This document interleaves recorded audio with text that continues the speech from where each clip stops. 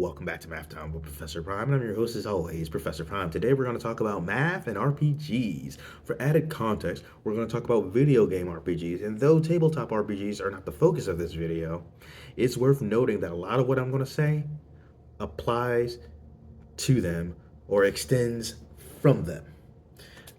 That is definitely worth noting. So with that in mind, I have talked about RPGs more than once.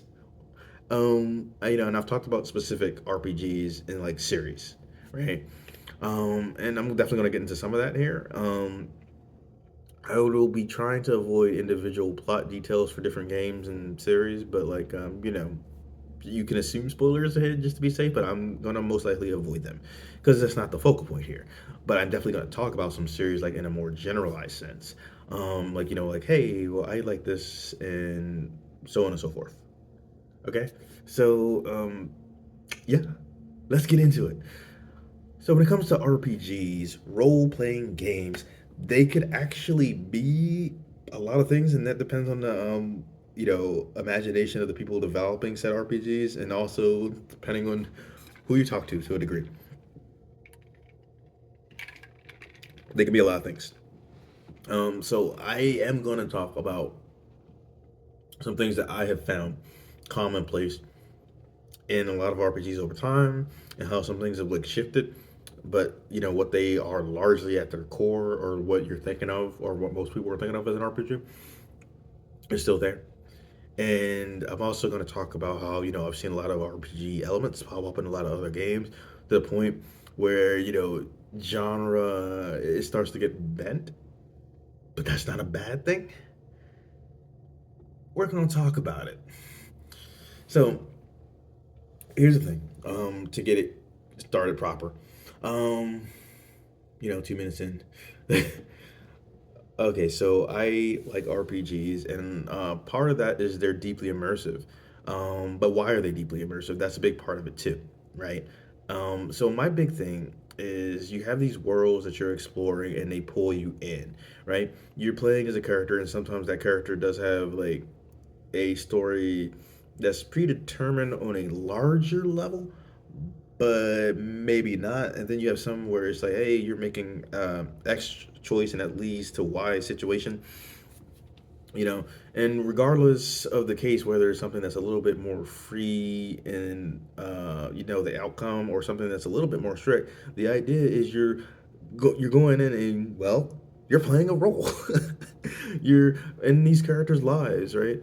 Like, you're doing a lot of things from their perspective, and there's a lot of different elements that contribute to that exploration. And a lot of RPGs, combat is it's essential, right? And what I like about that, and I've mentioned this in several videos, is like you have this basic idea of dishing out damage while trying to not take it.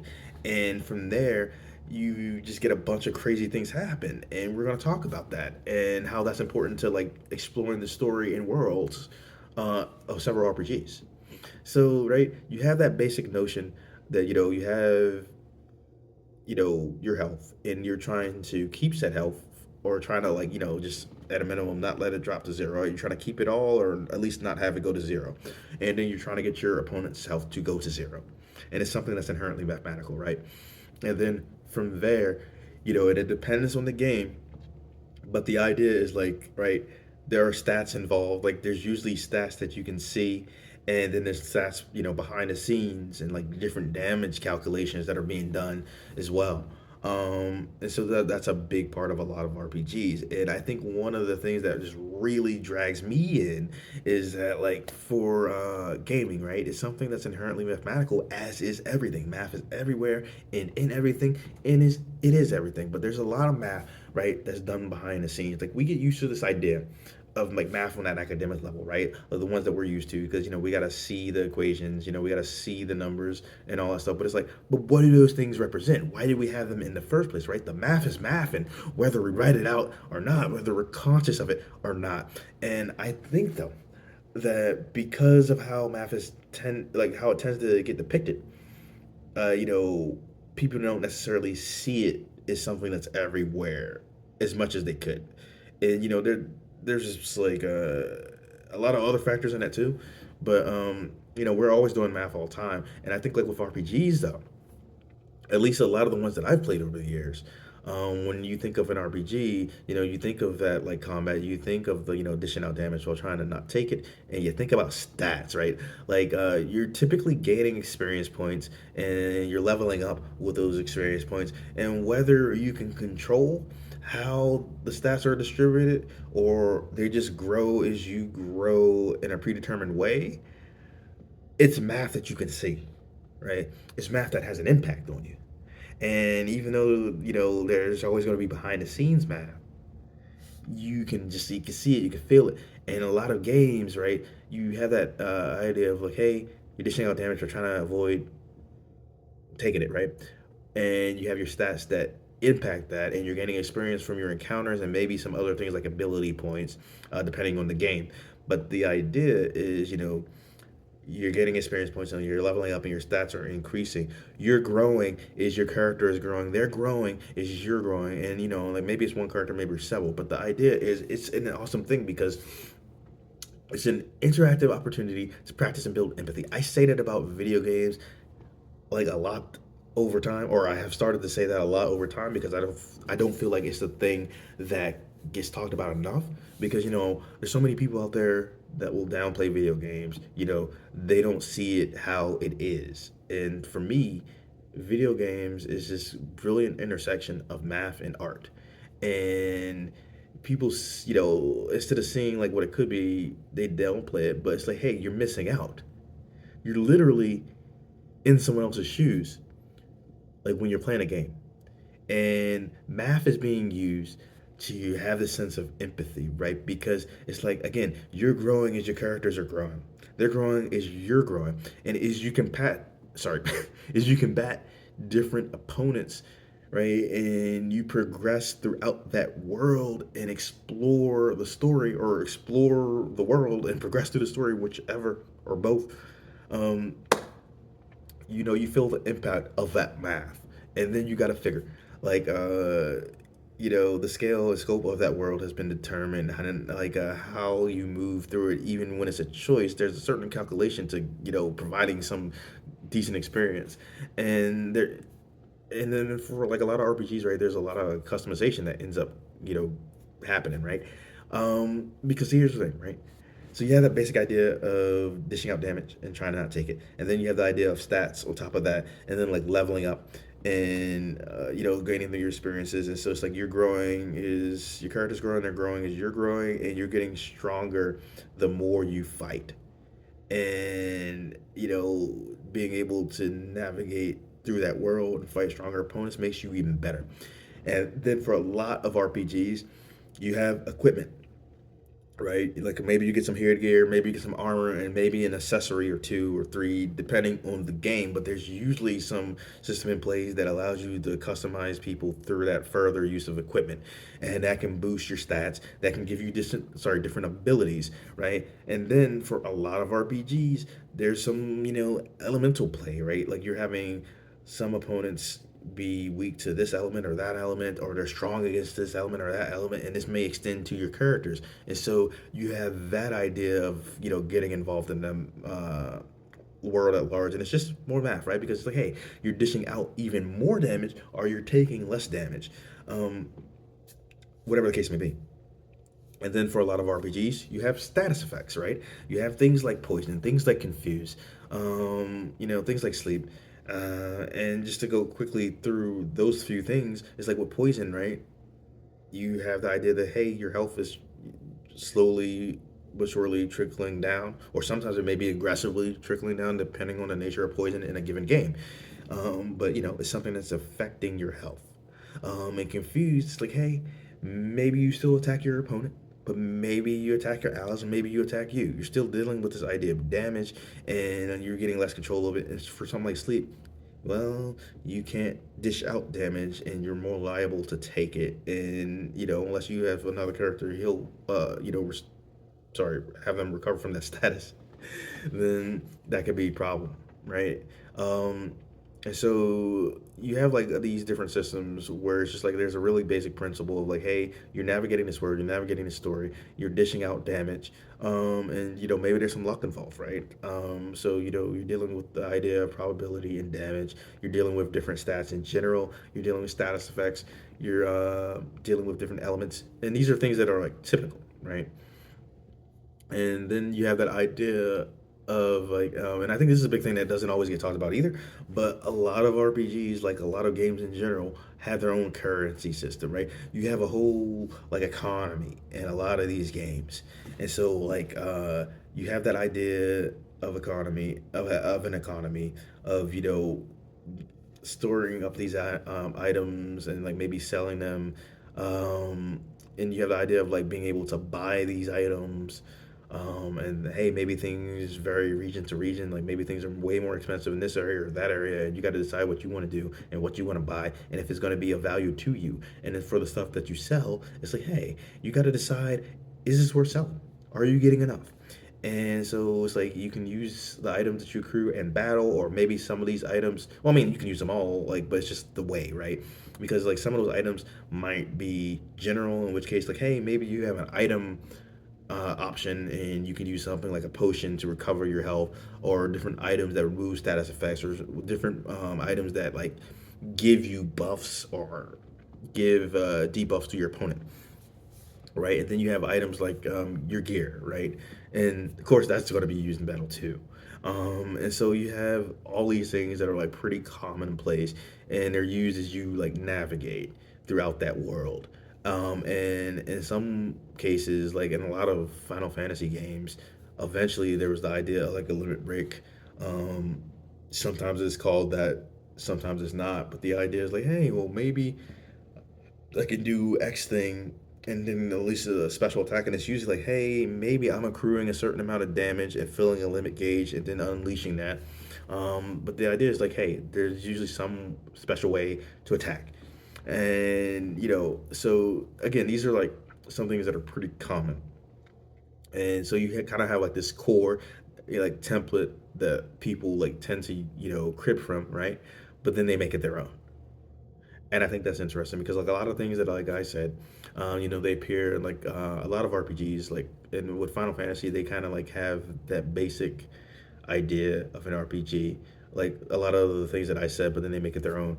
And in a lot of RPGs, whether it's turn based or action based, you're fighting different monsters and then like different bosses, and there's usually some themes that go with those, right?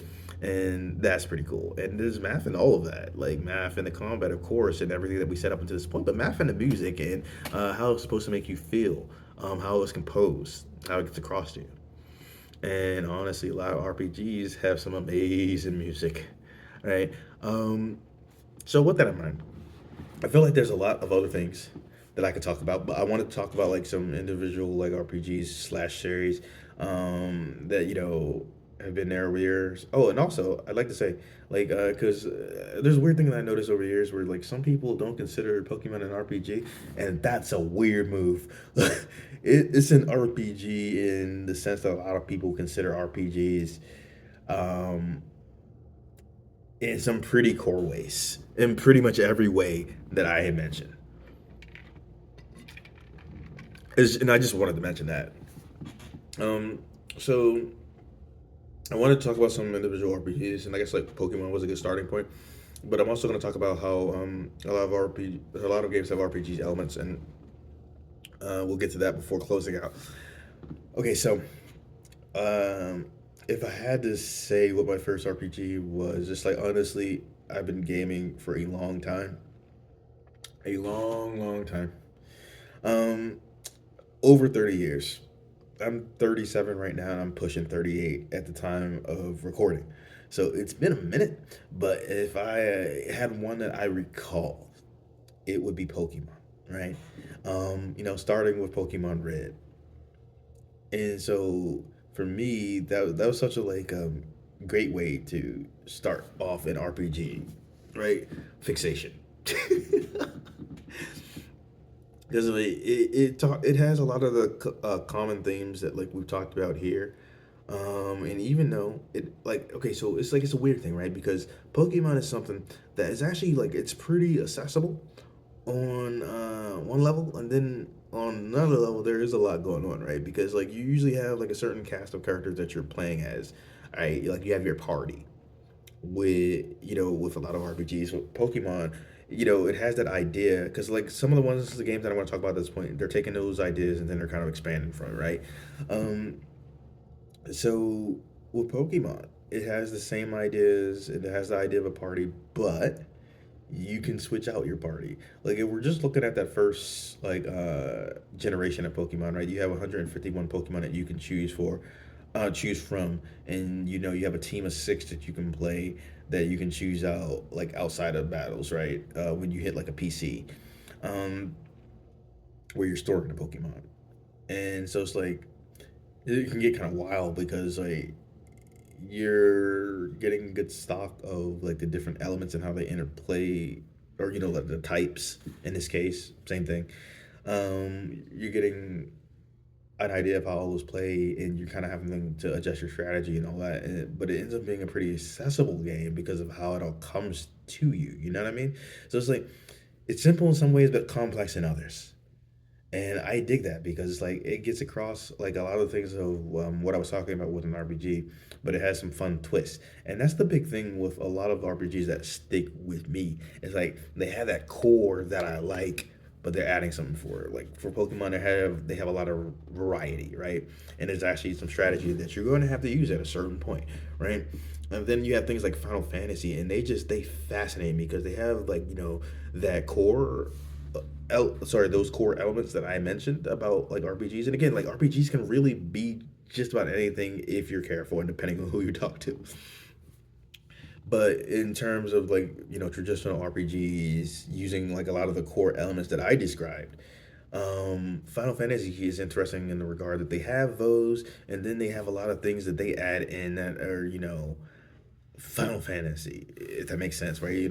They have certain creatures and certain like themes that come along with that core gameplay, and certain things like limit breaks that I mentioned, and like summons, which summons do pop up in other games, but it's like the way that they get used in Final Fantasy with everything else, right? Because you have limit breaks, you have summons, you have these crazy large scale situations. There's a lot of things that make Final Fantasy unique and extend across Final Fantasy, whether you're playing turn-based ones or action-based ones, modern Final Fantasy or classic Final Fantasy. Final Fantasy has always been Final Fantasy at its core, and I know not everyone agrees with that, but it is what it is.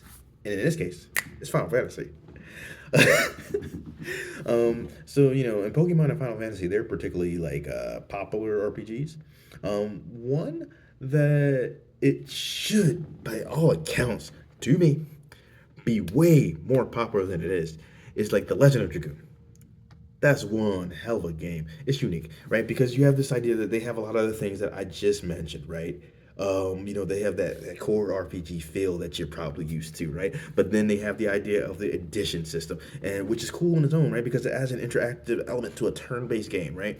Where it's like you have different combinations that you could do over the game where you do the input at a certain time, and you can see the visualization of that window, and you got to hit your mark to complete the combo, and that's cool. But then you have the idea of a dragoon and transforming it into them, and that's cool because so it's like, hey, we got like your typical RPG stuff, but then we have the addition system, and then we have the idea of you collecting spirit points so you can turn into a dragoon once you've unlocked those, and you're dishing out damage. And then here's the thing: the dragoon has its own addition system, and that's wild. It's a hell of a game. You should play it if you haven't played it. And then so you have games like that that kind of like if you come across someone who's played it, they typically dig it, and it should be way more popular than it is. And then you have a game where it's like it is so like unique. Like I mean, so it's a different type of unique than the Legend of Dragoon, which I realize that sounds odd. So it's like they're unique and they're special in their own right. I'm messing that up. Okay, so what I wanted to say is like, you have these games, they're unique in their own right. They have their own things going from them, and I dig them both for that reason. Um, And this next one though is really popular, like Chrono Trigger, right?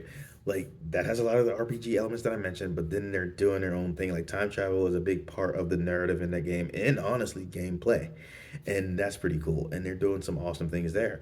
And then something more modern that sticks out to me is like near Automata, my favorite game of all time. It's action packed. It's thought provoking. It's beautiful. It has really kicking music. Whether we're talking about chill music or the more like cinematic and dynamic like action like sort of music. It has a really killer soundtrack. But not only all those things. It's wonderfully weird and totally bonkers. It will give you an existential crisis as you play several times over, in fact, but you will dig it all the way. And for that one, it has a lot of um, RPG elements as well that you would come to expect. And it's action based, right? Because like the turn based or action based like debate, right? Like people, will talk about talk about that and determine like, oh, well, this is an RPG or that's an RPG, but it's like that's not what necessarily determines an RPG. And some things are up for debate, but something like a mechanic like that, or like how mechanics are issued, that does not define an RPG. And Nier Automata is an RPG through and through, and it's my favorite game. I dig it. And it's like there's so many other ones that like have popped up. It's like like like the Tales series, Dragon Quest, things along those lines, and so many others that like I've played, and then so many others that I have not played yet. But I would like to over time. So yeah, I think I'm gonna wrap things up. RPGs are awesome, and one of the reasons I like them is that they're fun and they're immersive. But another big thing is that like they show the math more than some other games do. I mean, there's a lot of games that actually show math, right? And the math is going on whether you talk about it or not, right? The math is mathing. Um, but I like that RPGs like they make it kind of hard to avoid, right? The math is there in the forefront, even with the behind the scenes math. And I guess like one of the things I wanted to say while wrapping up is that there are a lot of games that like have started taking on different elements of what I said here, like those core RPG elements. But again, like RPGs, you can debate what's core or not, right? But some of the ones that I've seen have showed up a lot, and they've started to show up in different games to the point where you can argue that some of the games that they're showing up in are RPGs, and that's not a bad thing. Like I like RPGs. I like having those sort of elements pop up more. And then I know you get into some discussions about that, and then you get into some genre debates. But hey, I'm for games having RPG elements or having games extend what that means. Like a good example is the Horizon series for me.